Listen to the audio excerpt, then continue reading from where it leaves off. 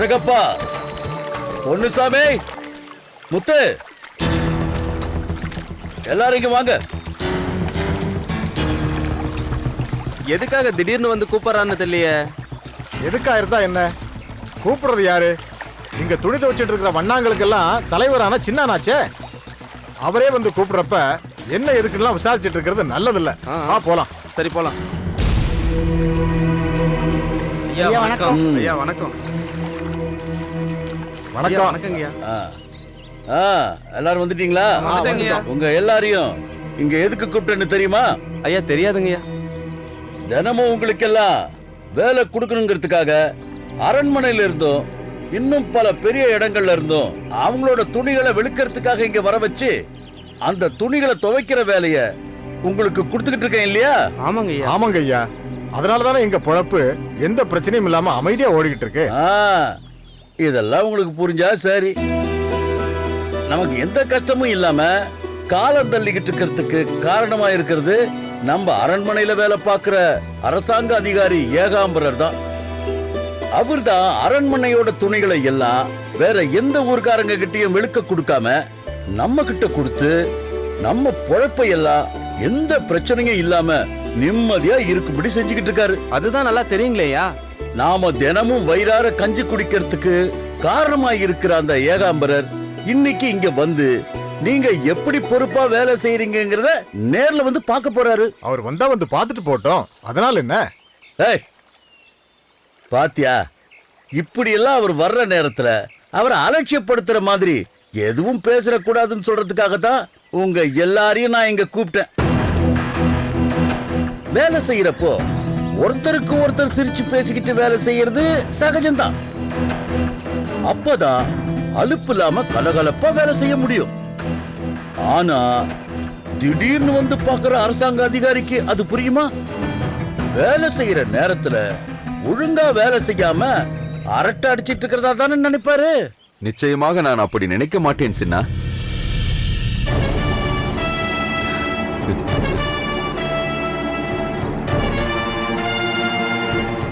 ஐயா வணக்கங்க ஐயா.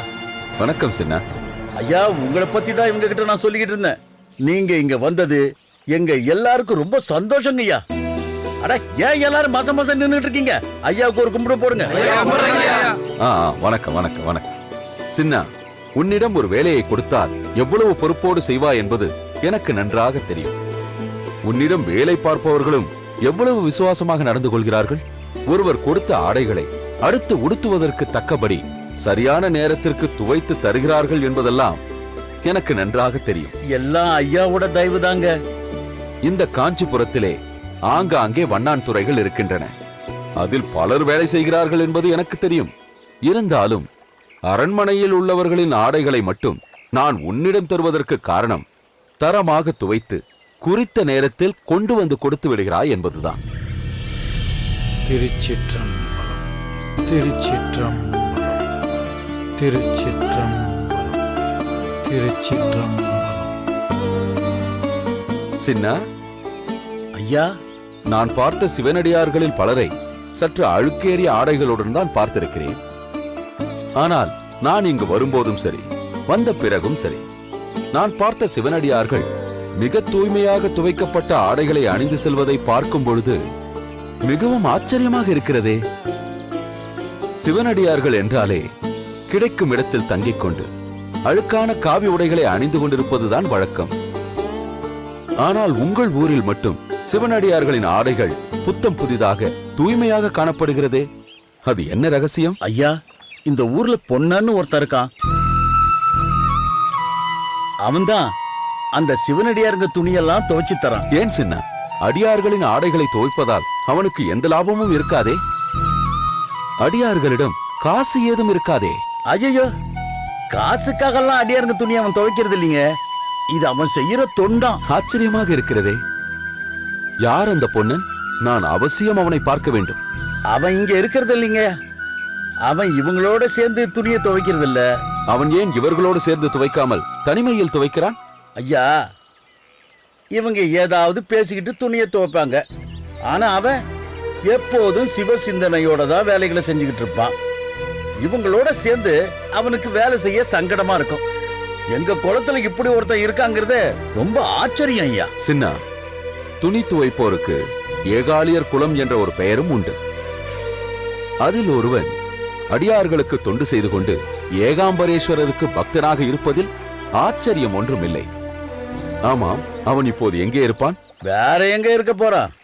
பக்கத்தில் இருக்கிற அந்த குளத்துல தான் சிவனடியார்களுடைய துணியை துவைச்சுக்கிட்டு சிவனை பத்தி ஏதாவது பாடிக்கிட்டு இருப்பான்.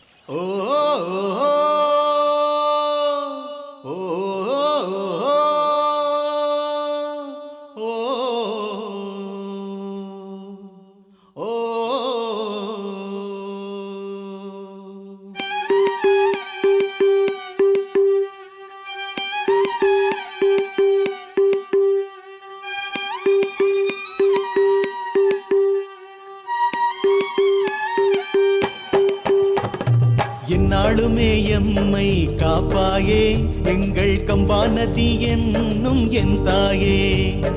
இந்நாளிலே போடும் ஆடைகளை தினமும் ஏற்றதனை தூய்மை செய்வாயே.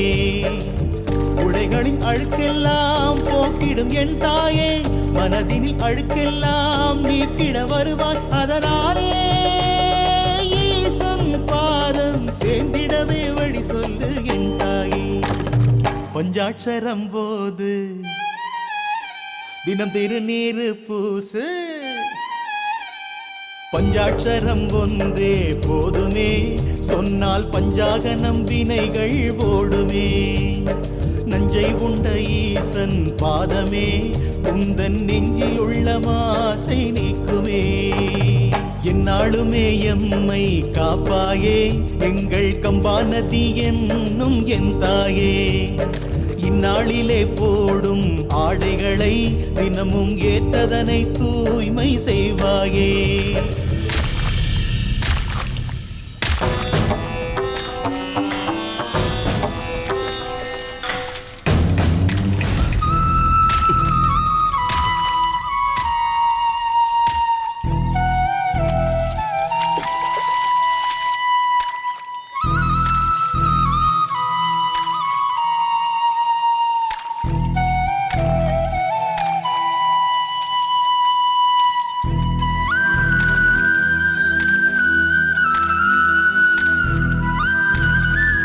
பொன்னா,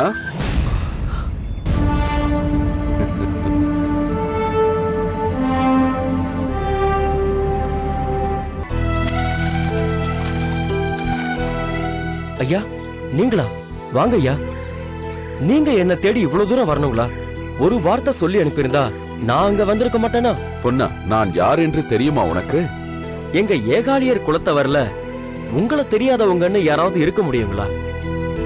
இங்க இருக்கிற வண்ணார்களுக்கெல்லாம் அரச குடும்பத்தாரோட துணிகளை வெளுக்க தந்து எங்களுக்கெல்லாம் படி அளக்கிறவர்னு உங்களை பத்தி பெருமையா பேசுறாங்களே. பொன்னா, நம் அனைவருக்கும் படி அளப்பவர் இந்த காஞ்சியம்பதியில் எழுந்தருளி இருக்கும் அந்த ஏகாம்பரேஸ்வரர் அல்லவா? பொருத்தமா சொன்னீங்க ஐயா. அதனாலதான் உங்களுக்கும் அந்த பேரையே வச்சிருக்காங்க. இந்த காஞ்சியம்பதியில வாழ்றதுக்கு நாம ரொம்ப பாக்கியம் செஞ்சிருக்கணும் ஐயா. எனக்கும் ஆச்சரியமாக இருக்கிறது பொன்னா. ஒரு சாதாரண வண்ணானாக இருந்தும் காஞ்சியின் பெருமையை தெரிந்து வைத்திருக்கிறாயே. தெரிஞ்சுக்காம எப்படியா இருக்க முடியும்? காஞ்சின்னு சொன்னாலே மேகலைன்னு சொல்லக்கூடிய ஒட்டியானத்தை குறிக்கும். பூமாதேவியோட ஒட்டியானமா இந்த ஊர் இருக்கிறதுனால காஞ்சின்னு இந்த ஊருக்கு பேர் ஏற்பட்டதா பெரியவங்க சொல்லுவாங்க. அது மட்டும் இல்லைங்கய்யா, நம்ம ஊருக்கு காமகோட்டி, கன்னிக்காப்பு, சிவபுரி, பிரளயஜித்தன்னு பல பேருங்க இருக்கையா. நாகரேஷ் காஞ்சின்னு கூட போற்றப்படுதே. ஆஹா பொன்னா, இந்த காஞ்சியம்பதியை பற்றி மிக அருமையாக சொன்னாய். இந்த காஞ்சி இத்தகைய சிறப்புடையதாக விளங்குவதற்கு காரணம் இங்கு பிருத்திவிலிங்கமாக எழுந்தருளி இருக்கும் அந்த இறைவன் அல்லவா? அதுல என்னங்கய்யா சந்தேகம்? அதுலயும் அந்த பிருத்திவி லிங்கம் அன்னை பராசக்தியோட கையால பிரதிஷ்டை செய்யப்பட்டதில்லையா? அன்னை பராசக்தி இறைவனையே வணங்கி பூஜை செய்யறதுக்காக காஞ்சியம்பதிக்கு வந்தாங்க. கம்பையாத்து கரையில மண்ணால ஒரு சிவலிங்கம் செஞ்சு கும்பிட்டாங்க. மண்ணால செய்யப்பட்ட லிங்கம்ங்கிறதுனால அதுக்கு பிருத்திவிலிங்கம்னு பேர் ஏற்பட்டுச்சு. அப்போது அங்கும் ஒரு திருவிளையாடல் புரிந்தார் அல்லவா அந்த பரமன்? உண்மைதாங்க ஐயா. ஈசனோட இடபாகத்துல இருக்கிற உமையவளே வந்து பூஜை செஞ்ச நேரத்துல கூட அவங்களுக்கும் ஒரு சோதனையை ஏற்படுத்திட்டார் அந்த ஈசன். கம்பா நதியில கங்கையோட பெரும்பெள்ளத்தை பொங்கி வரும்படி செஞ்சாரு அந்த ஈசன். பாஞ்சு வர்ற வெள்ளத்துல சிவலிங்கம் சாஞ்சிடக்கூடாதுன்னு 2 கையாலையும் அந்த சிவலிங்கத்தை தழுவிக்கிட்டாங்க அம்பிகை. அப்ப அம்பிகை தழுவிய வளையலோட தழும்பும் மார்புல போட்டிருந்த நகையோட தழும்பும் இன்னைக்கும் அந்த சிவலிங்கத்துல இருக்கே. உண்மைதான் பொன்னா. சிவாச்சாரியார் அரசருக்காக தீபம் ஏந்தி அந்த சிவலிங்கத்தில் இருந்த தழும்பை காண்பித்த போது அதை அருகிலிருந்து பார்க்கும் பாக்கியம் அடியேனுக்கும் கிடைத்தது. அதனாலதான் அந்த அம்மனுக்கு குழைய தழுவிய அம்மன்னு பெயர் ஏற்பட்டுச்சு. அது மட்டுமா, இறைவனுக்கும் தழுவ குழைந்த பெருமான் என்ற பெயரும் ஏற்பட்டதே. ஆமா ஐயா. அதோட விட்டாரா ஈசன் 2 நாழி நெல் தந்து 32 அறங்களையும் வளர்க்கணும்னு சொன்னாரே. அன்னை இந்த கச்சிப்பதியில காமாட்சியா இருந்து அதையும் செஞ்சாங்களே. அப்படி அம்பிகை அமர்ந்திருக்கும் கோயில் காமக்கோட்டம் என்றும் அன்னைக்கு காமாட்சி என்ற பெயரும் வழங்கப்பட்டது. உண்மைதாங்க ஐயா. கான்னா கலைமகள், மான்னா திருமகள், அச்சுன்னா கண்ணுங்கிறது பொருள். கலைமகளையும் திருமகளையும் தன்னோட 2 கண்களா படைச்சவ காமாட்சி. இதே போல் ஏகாம்பரம் என்பதற்கும் பொருள் உண்டு இல்லையா? நிச்சயம் பொருள் இருக்கு ஐயா. ஏகம்னா 1, அம்பரம்னா மாமரம். நெற்றிக் கண்ணனாரான எம்பெருமான் ஒத்தை மாமரத்துக்கு கீழே எழுந்தருளி இருக்கிறதுனால ஏகாம்பரேஸ்வரர்னு பெயர் பெற்றார். ஆஹா பொன்னா, உன்னுடைய பேச்சில் எத்தகைய உன்னதமான விஷயங்கள் இருக்கின்றன. யாரோ பொன்னன் என்பவன் சிவனடியார்களின் ஆடைகளை துவைத்து தருவதாக கூறினார்கள். அப்படிப்பட்ட உன்னதமான தொண்டை செய்யக்கூடியவர் யார் என்பதை தெரிந்து கொள்ளத்தான் நான் இங்கு வந்தேன். இங்கு வந்து பார்த்தால் காவி அணியாத பெரும் சிவனடியார் ஒருவர்தான் மற்ற அடியார்களுக்கு துணிகளை துவைத்து தருகிறார் என்பதை உன்னை பார்த்து தெரிந்து கொண்டேன். இப்படிப்பட்ட அரிய தொண்டினை செய்ய வேண்டும் என்ற யோசனை உனக்கு எப்படி தோன்றியது? எதையும் யோசனை பண்ற அளவுக்கு நான் ஒன்னும் பெரிய அறிவாளி இல்லைங்கய்யா. நான் ஒரு சாதாரண பாமரன். ஆனா என் மனசுக்குள்ள என்னவோ சிவனடியார்களுக்கு ஏதாவது செய்யணும்னு மட்டும் நிறைய ஆசை இருந்தது. ஆனா நான் ஒரு ஏழைங்கய்யா. என்னால அவங்களுக்கு அன்னதானமோ சொர்ணதானமோ செய்ய முடியாது. நம்மளால எதுவுமே செய்ய முடியலையேங்கிற ஏக்கத்தோட ஏகாம்பரேஸ்வரரை தரிசனம் பண்ண போனேன். அங்க கோயில்ல கேட்ட ஒரு பிரசங்கத்துல ஒரு தெளிவு கிடைச்சதுயா. என்ன பொண்ணா அது? மண்பாண்டம் செய்யக்கூடிய குயவரான திருநீலகண்டர் தன்னுடைய நிலைமைக்கு ஏத்தபடி திருவோடு செஞ்சு தர தொண்டு செஞ்சாருன்னு அவருடைய வரலாற்றை சொன்னாங்க. அப்பதான் எனக்கு ஒரு யோசனை தோணுச்சு. நாமளும் நம்ம தொழிலுக்கு ஏத்தபடி சிவனடியார்களோட துணியை துவைச்சு தர்ற வேலைய செய்யலான்னு தோணுச்சு. அன்னைக்கே ஏகாம்பரேஸ்வரர் சன்னதியில நின்னு தினமும் ஒரு சிவனடியாருக்காவது அவரோட துணியை துவைச்சதுக்கு அப்புறம் தான் மத்தவங்க துணியை துவைக்கணுங்கிற முடிவை நான் எடுத்தேன். ஏதோ அந்த ஏகாம்பரேஸ்வரர் அருளால அந்த தொண்டு இன்னைக்கு வரைக்கும் தடையில்லாம நடந்துகிட்டு இருக்க. ஆஹா, இப்படி ஒரு சிவபக்தரை இந்த இடத்தில் சந்தித்ததற்காகவும் அவரோடு பல உன்னதமான விஷயங்களை உரையாடியதற்காகவும் நான் மிகவும் மகிழ்ச்சி அடைகிறேன். ஐயா, அரசாங்க அதிகாரியான நீங்க இந்த எளியவனுக்காக இவ்ளோ நேரம் எடுத்துக்கிட்டீங்களே, அத நான் பெருமையா நினைக்கிறேன். பொன்னா, இப்படிப்பட்ட இறை தொண்டை செய்யும் உனக்கு நான் ஏதாவது செய்ய வேண்டும். உனக்கு என்ன வேண்டுமோ கேள், என்னால் அதை நிச்சயம் தர முடியும். ஐயா, அந்த ஏகாம்பரேஸ்வரர் அருளால எனக்கு வேண்டியது கிடைச்சிருக்குங்கய்யா. நீங்க எனக்கு ஏதாவது செய்யணும்னு நினைச்சா நான் செய்யற இந்த தொண்டு எந்த தடையும் இல்லாம தொடர்ந்து நடக்கணும்னு அந்த ஏகாம்பரேஸ்வரரை வேண்டிக்கங்கய்யா. பொன்னா, நீயே ஒரு பெரிய சிவத்தொண்டர். நீ கேட்டு கொடுக்காத வரத்தையா அந்த ஏகாம்பரேஸ்வரர் நான் கேட்டு கொடுத்து விட போகிறார்? நிச்சயம் உன்னுடைய தொண்டு என்றைக்கும் நல்லபடியாக நடக்கும். சரி சரி, உனது தொண்டிற்கு நான் தடையாக இருக்க விரும்பவில்லை. உன்னிடம் ஆடையை கொடுத்து சிவனடியார்கள் வந்து விடுவார்கள். சரி, நீ உன் பணியை தொடர்ந்து செய். நான் வருகிறேன். நல்லதுங்கய்யா.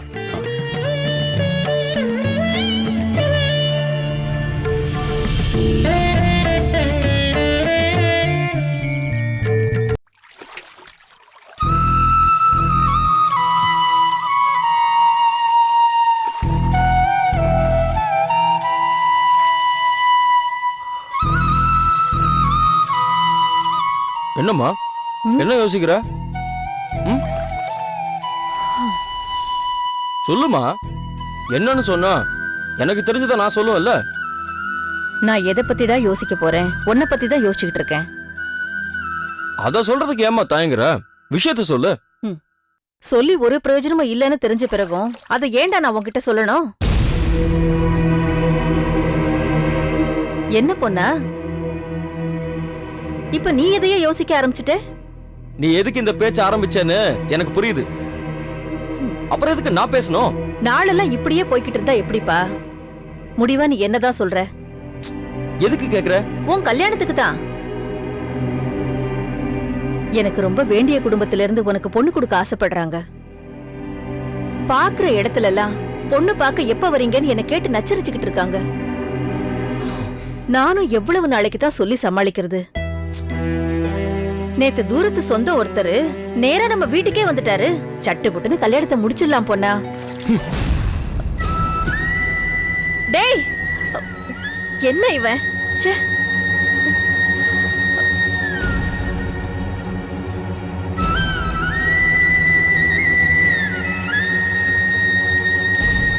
டேய், நான் பாட்டுக்கு கேட்டுக்கிட்டே இருக்கேன், நீ பதிலே சொல்லாம வந்தா என்னடா அர்த்தம்?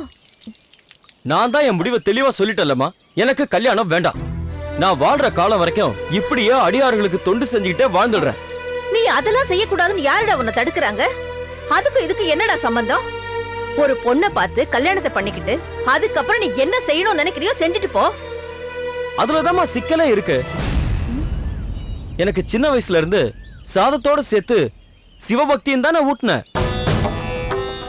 நடக்க ஆரம்பிச்சப்பா ஏகாம்பரேஸ்வரர் கோயிலுக்கு கூட்டிட்டு போய் பிரகாரத்தை தானே சுத்த வச்ச. நான் அடியார்களுக்கு செஞ்ச தொண்ட ஒரு அம்மாவா நீ ஏத்துக்கிட்ட.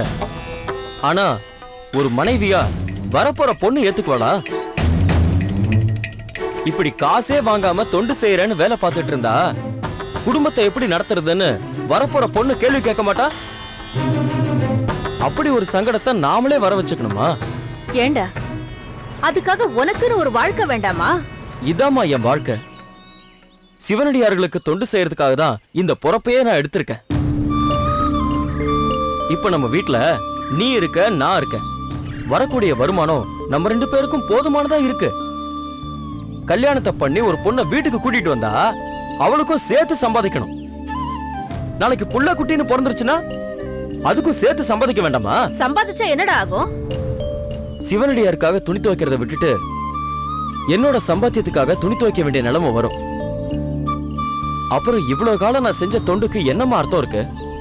இங்க பாருமா, நான் என் வாழ்க்கையை துறப்பேனே தவிர சிவனடியாருக்கு செய்யற தொண்டை ஒருபோதும் துறக்க மாட்டேமா.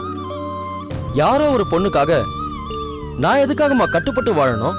அது எனக்கு அவசியமும் இல்ல. நான் வாழ்ற காலம் வரைக்கும் உன்னை நான் சந்தோஷமா வச்சுக்குவோமா. அந்த நம்பிக்கையோட எப்பவும் நீ சிவத்தியானத்துல இரு. இந்தம்மா, நான் ஆத்துக்கு போயிட்டு வரேன்.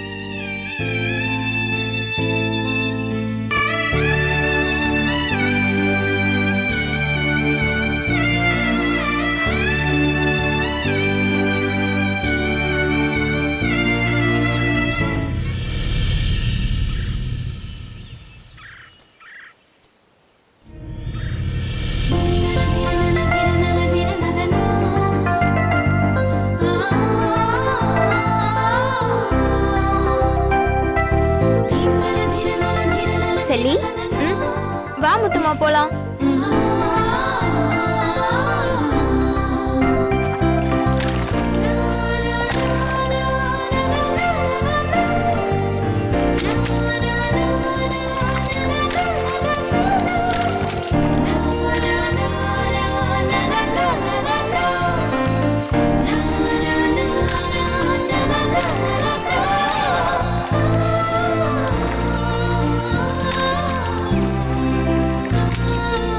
முத்தம்மா என்ன செல்லி? திடீர்னு துணி துவைக்கிற சத்தம் நின்னுடுச்சே, என்ன விஷயமா இருக்கும்? வேற என்ன, உன்னை பார்த்ததும் அவங்கள மறந்து வாயை பொழந்து அப்படியே நின்னுட்டாங்க. அப்படி சொல்லு.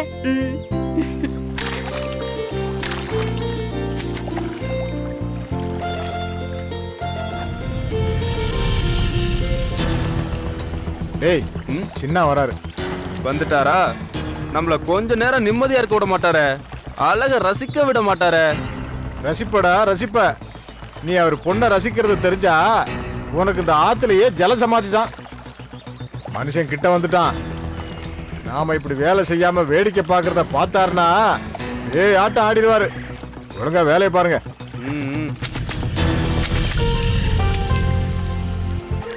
வாமா செல்லி, என்னம்மா சாப்பாடு கொண்டு வந்திருக்கியா?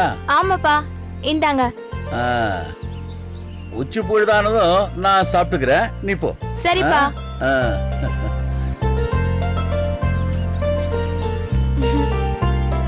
பாத்தியா முத்தம்மா, நான் இங்க இருந்தா இவங்க சரியா வேலை செய்ய மாட்டாங்கன்னு தான் அப்பா என்ன போக சொல்றாரு. முத்தம்மா, என் அழகுக்கு மயங்கினவங்க இவங்க மட்டும் இல்ல. நான் எப்பவாவது அப்பா கூட அரண்மனைக்கு போனா கூட அங்க காவல் காக்குற வீரர்கள்ல இருந்து அரண்மனை அதிகாரிங்க அத்தனை பேரும் மொத்தமா வந்து வெச்ச கண்ணு வாங்காம என்னையே பாத்துட்டு இருப்பாங்க. நான் நினைச்சா அரண்மனையில வேலை பாக்குறவங்களை கல்யாணம் பண்ணிக்கிட்டு ராஜபோக வாழ்க்கைய வாழ முடியும். அப்புறம் என்ன, அந்த மாதிரி யாரையாவது கண்ணால செஞ்சுக்க வேண்டியதானே? என்னோட லட்சியமே வேற. என்ன லட்சியம்? என் மேல ஆசைப்பட்டு என் பின்னாடியே சுத்தி சுத்தி வரவங்களை விட நான் ஆசைப்பட்டு விரும்பின ஒருத்தரை தான் கல்யாணம் பண்ணிக்கணும்னு ஆசைப்படுறேன். எவன் ஒருத்தன் என் அழகுக்கு மயங்காதவனா இருக்கானோ அவனை தாண்டி நான் விரும்புவேன். என்ன, அப்படிப்பட்ட ஒருத்தன் இது வரைக்கும் என் கண்ணிலே படவே இல்லை. ஒருவேளை அப்படி ஒருத்தன் பிறந்தே இருக்க மாட்டானோ என்னவோ. நீ நினைக்கிறது தப்பு செல்லி. பொண்ணுங்களை பத்தி நினைக்காதவரும் இந்த ஊர்ல தான் இருக்காரு. என்ன, அப்படிப்பட்ட ஆம்பளை யாருடி? அந்த சூராதி சூரனை பத்தி கொஞ்சம் சொல்ல. நான் சொல்றதுல உனக்கு வேணா நம்பிக்கை இல்லாம இருக்கலாம், ஆனா அதுதான் உண்மை. இங்க இருக்கிறவங்க உன் அழகுல மயங்கி சொக்கலாம், ஆனா அவரை மட்டும் உன்னால ஒண்ணும் செய்ய முடியாது. உன் அழக காட்டி அவர் மனச கொஞ்சம் கூட அசைக்க முடியாது. ஏன், அவரு பொஞ்சாதி என்னை விட அவ்வளவு அழகா என்ன? அவருக்கு எதிரி பொஞ்சாதி. அவர் இன்னும் கண்ணாலுமே செஞ்சுக்கல. அப்புறம் என்ன, ஏன் என் அழக பார்த்து மயங்க மாட்டாருன்னு சொல்ற? செல்லி, சிவனடியார்களுக்கு தொண்டு செய்யறதையே தன்னோட வாழ்க்கையா அவர் நினைச்சுக்கிட்டு இருக்காரு. பொண்ணுங்களை ஏறெடுத்து கூட பார்க்க மாட்டாரு. என்னடி, அவரை பத்தி ஏதேதோ கதை அளக்குற? கதை அளக்கலடி, உண்மையதான் சொல்றேன். முத்தம்மா, இந்த செல்லி நினைச்சா இதே ஆளை என் பின்னாடியே சுத்த வைக்க முடியும். அதெல்லாம் நடக்காது. நீ அரண்மனைக்கே போய் அரசனை கூட உன் அழகால மயக்கிடலாம், ஆனா சிவத்தையே நினைச்சு சிவனடியார்களுக்கு தொண்டு செய்யற ஒருத்தரை மாத்தவும் முடியாது, உன் பக்கம் இழுக்கவும் முடியாது. நான் செஞ்சு காட்டட்டுமா? அடியார்களுக்கு தொண்டு செய்யற அவரை அந்த தொண்டையெல்லாம் தூக்கி எறிஞ்சிட்டு இந்த செல்லிக்கு மட்டுமே தொண்டு செய்யற மாதிரி செஞ்சு காட்டட்டுமா? வேணாம் செல்லி, வேணாம். யாரோட விவகாரமும் நமக்கு வேணாம். தனியா போய் தன்னோட வேலைகளை செஞ்சுக்கிட்டு இருக்கிறவரை நாம போய் வம்பிழுக்கிறது நல்லதில்ல. நாம எதுக்காகடி அவரை வம்பிழுக்கணும்? என்ன ஒரு தடவை ஏற இறங்க பார்த்தாலே போதும், அப்புறம் அவரே என் பக்கத்துல வந்து வம்பிழுக்க ஆரம்பிச்சிடுவாரு. செல்லி, நீ சொல்றது மட்டும் நடந்துட்டா இந்த உலகத்திலே நீதான் பேரழகின்னு நான் ஒத்துக்கிறேன். ஒருவேளை அப்படி நடக்காம போனா? அது எப்படி நடக்காம போகும்? நான் போற இடத்துக்கெல்லாம் அவரு என் பின்னாடியே வந்து என்கிட்ட அசடு வலியறத நீ பார்க்க தானே போற. நீ சொல்ற அந்த வீராதி வீரன் இப்ப எங்க இருப்பாரு?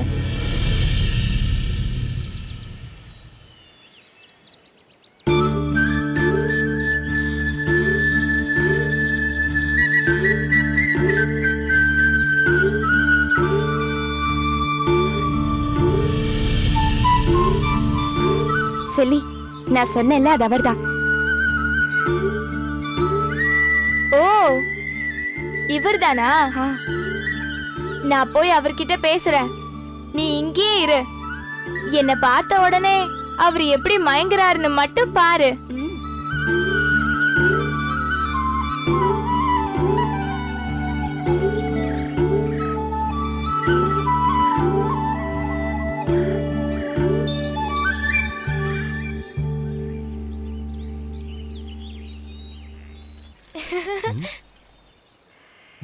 ம்?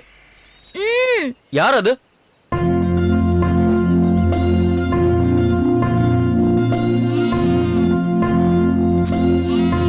என்ன வேணும் உனக்கு? நான் உங்ககிட்ட கொஞ்சம் பேசணும். பொண்ணுங்க என்கிட்ட பேசுறதுக்கு ஒண்ணுமே இல்லையே. முதல்ல என் முகத்தை பார்த்து பேசுங்க. இங்க பாருங்க, பொண்ணுங்களோட முகத்தை நேருக்கு நேரா பார்த்து நான் பேசினது இல்ல. அப்படின்னா என்ன பார்க்கவே பயப்படுறீங்கன்னு சொல்லுங்க. நான் எதுக்கு பயப்படணும்? என் அழக பார்த்து மயங்கிருவோமோன்ற பயம்தான். அப்படியெல்லாம் ஒண்ணுமே இல்ல. அப்படின்னா என் முகத்தை கொஞ்சம் பாருங்க. இப்ப என்ன, உங்க முகத்தை நான் பார்க்கணும், அவ்வளவுதானே? சரி.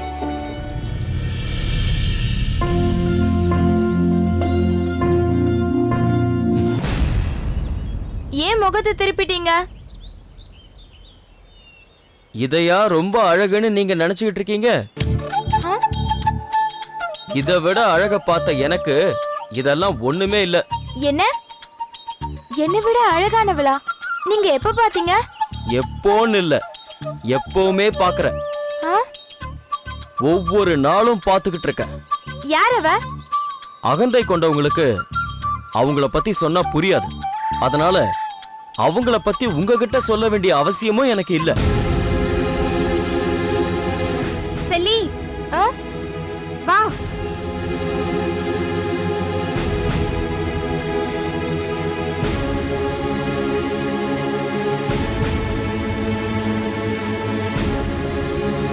முத்தம்மா, அவர் என்ன அவமானப்படுத்திட்டாரு. நான் தான் உன்கிட்ட முன்னாடியே சொன்னேன்ல, அவர் மத்தவங்கள மாதிரி இல்லைன்னு. நீ தான் கேட்காம வந்த. நான் இத சும்மா விட மாட்டேன். நான் இவங்களுக்கெல்லாம் வேலை தர சின்னானோட மகன்னு தெரியாம என்ன அவமானப்படுத்திட்டாரு. என் அப்பா கிட்ட சொல்லி இவர் என்ன பண்றேன்னு பாரு. இவர் ஒண்ணும் அப்பா கிட்ட வேலை செய்யல செல்லி. ஆ? அடியார்களுக்கு தொண்டு செய்ய அது பிரச்சனையா இருக்கும்னு தனிப்பட்ட முறையில சில வீடுகள்ல துணிய வாங்கி துவைக்கிறாரு. அதுல வர குறைஞ்ச வருவாய வச்சு வாழ்க்கைய நடத்துறாரு. அவர் சொன்ன அந்த அழகி யாரா இருக்கும்? எனக்கும் அது தெரியாதுடி. எப்படியும் ஒரு நாள் அதை கண்டுபிடிக்காம விட போறதில்ல. அவர் வாயாலேயே உன்னை விட அழகி இந்த உலகத்திலேயே இல்லைன்னு சொல்ற மாதிரி நான் செய்யறேன் பாரு. ஹம்.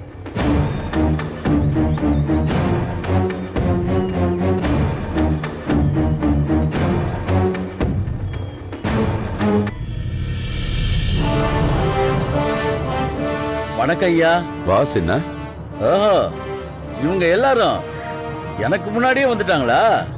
ஆமா, இன்று நான் கோயில் ஆடைகளை துவைக்கும் பொறுப்பினை தருகிறேன் என்று தெரிந்ததும் அனைவரும் இங்கு வந்து அந்த பொறுப்பை எங்களுக்கு கொடுங்கள் என்று கேட்கிறார்கள்.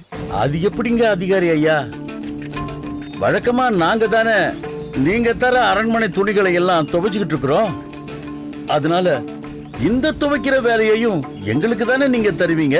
அதெல்லாம் சரி சின்னா, நான் இன்னொருவரையும் எதிர்பார்த்து கொண்டிருக்கிறேன். அவரும் வந்த பிறகுதான் இந்த துணிமணிகளை எல்லாம் யாரிடம் கொடுப்பது என்பது பற்றி யோசிக்க வேண்டும். வழக்கமா துணிகளை துவைக்கிற பொறுப்பை ஏத்துக்கிட்டு அதை செஞ்சுக்கிட்டு இருக்கிறவங்க இங்க இருக்கிறவங்க தானே ஐயா. வேற யாருங்க ஐயா வரணும்?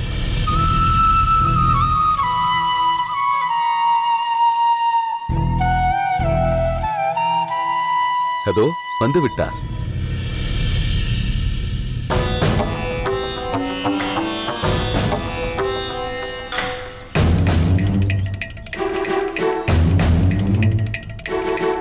வணக்கங்க ஐயா. வா பொண்ணா, உனக்காகத்தான் காத்திருக்கிறேன். ஏகாம்பரம் ஐயா வந்திருக்காரு. உங்களை உடனே வர சொன்னார்னு சொன்ன அடுத்த நிமிஷமே உங்களை பார்க்கறதுக்கு புறப்பட்டு வந்துட்டேன் ஐயா. ஆமாம் ஆமாம், நான் சொல்லி அனுப்பியது உனக்கு மட்டும் தானே. நீயும் விரைவாக வந்து விட்டாய். நான் சொல்லி அனுப்பாமலேயே விஷயம் தெரிந்து இவர்களும் வந்திருக்கிறார்கள். ஐயா, நீங்க என்ன எதுக்காக இங்க வர சொன்னீங்கன்னு நான் தெரிஞ்சுக்கலாங்களா? இவையெல்லாம் ஏகாம்பரேஸ்வரர் கோயிலிலிருந்து வந்திருக்கும் ஆடைகள். வருகின்ற பிரம்மோற்சவத்திற்கு வீதி உலா வரும் திருமூர்த்திக்கு ஒவ்வொரு நாளும் அணிவிக்கப்படுகின்ற அலங்கார ஆடைகள். இதையெல்லாம் உன்னிடம் தந்து துவைத்து தர வேண்டும் என்று சொல்வதற்காகத்தான் நான் உன்னை அழைத்து வரச் சொன்னேன். ஐயா, இது என்னங்க ஐயா புது வழக்கமா இருக்கு? பல வருஷங்களா நீங்க தர வேலைய நாங்க தானே பொறுப்பெடுத்து செஞ்சுக்கிட்டு இருக்கிறோம். அதுல எந்த குறையும் இல்லாம நாங்க சரியா தானே செஞ்சுக்கிட்டு இருக்கிறோம். இல்லை என்று நான் சொல்லவில்லையே. ஆனா இப்ப மட்டும் எதுக்கு மறுக்கிறீங்க? அதுலயும் இவன் சின்னா, ஆ? மரியாதை. அதுக்கு இல்லையா, இவன் எந்த குழுவிலையும் சேராம தன்னந்தனியா சில வீடுங்களுக்கு பொறுப்பேத்துக்கிட்டு அவங்களுக்கு மட்டும் துணியை துவைச்சு கொடுக்கறான். அடியார்களுக்கு காவி துணிகளை வெளுத்து கொடுக்கிறவன். அதனால்தான் இந்த வேலைக்கு இவர்தான் பொருத்தமானவர் என்று இவரை தேர்ந்தெடுத்திருக்கிறேன்.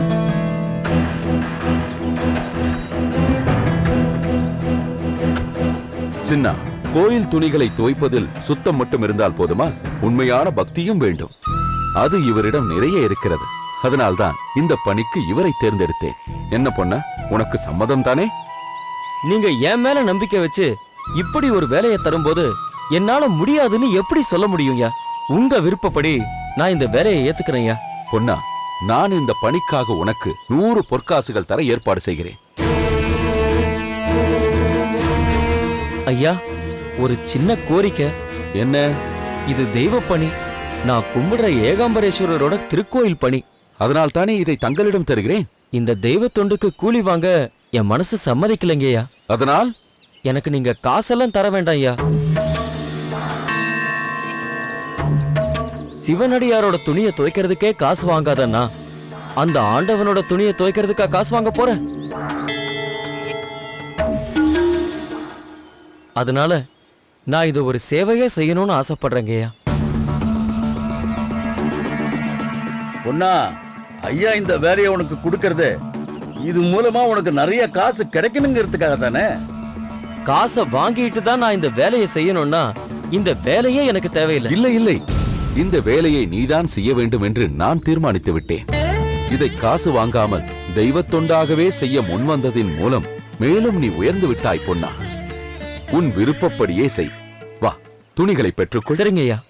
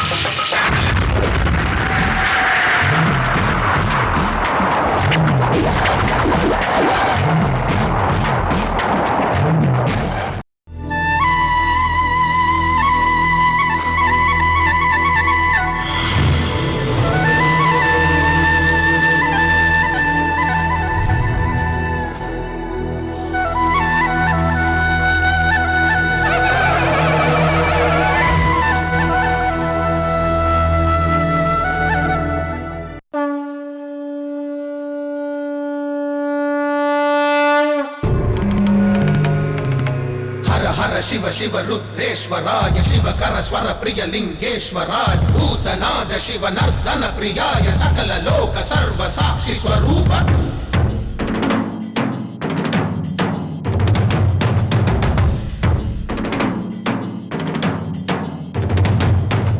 திங்கள் சூடிய நாதனே கங்கை நாடிய வேதனே மங்கை கூடிய பாகனே ஈசா காக்கும் போதிலவன் பிரம்மனே காக்கும் போதிலவன் விஷ்ணுவே நீக்கும் போதிலவன் ருத்ரனே ஈசா அகிலமே ஆடும் வண்ணம் சபைகளில் ஆடும் பாதம் சுடலையில் ஆடல் செய்தது ஏனோ அமுதமே வேண்டுமென்று கடலையே கடைந்த போதில் அதில் வரும் நஞ்சையேற்றாயேனோ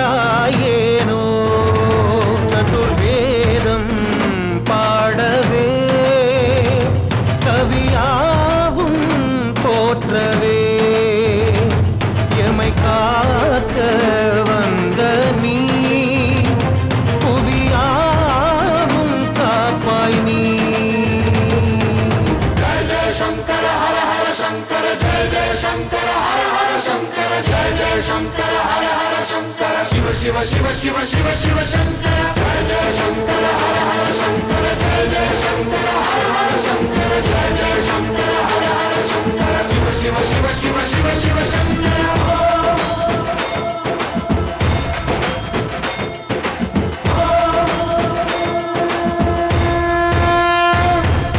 வேதகீதங்கள் யாவும் ஈசனை போற்றுதே, எழிற்கோலங்கள் காட்டியாடும் நாதனை பாடுதே. ஆரூரன் தந்த பாடல் அடியாரை போற்றுதே, அதில் காணும் நாயன்மாரின் பக்தியை பாடுதே. சம்பந்த தேவாரம் கேட்டு சாம்பல் பெண்ணானதே, அப்பர்தம் தாண்டகம் கேட்டு நாகம் உயிர் தந்ததே.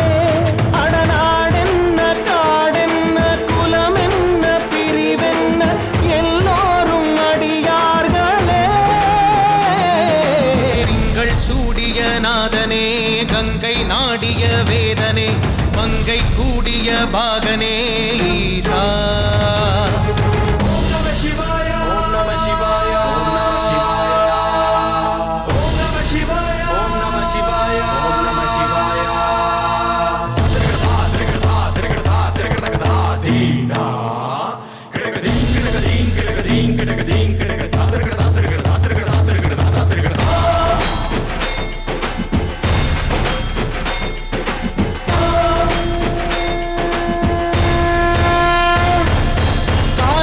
மிதித்த பாதம் வீதியில் சென்றதே, காலமும் கடந்த தெய்வம் தூதனாய் நின்றதே.